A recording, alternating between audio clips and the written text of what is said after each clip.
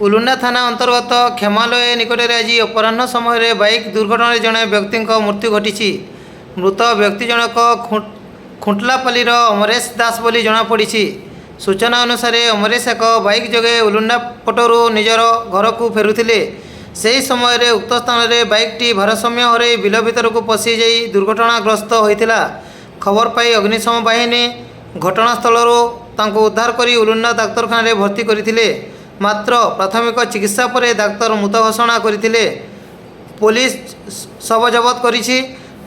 आसंता काली शव व्यवस्थित पर परिवार को हस्तांतर करियो बोली पुलिस सूचना देछि।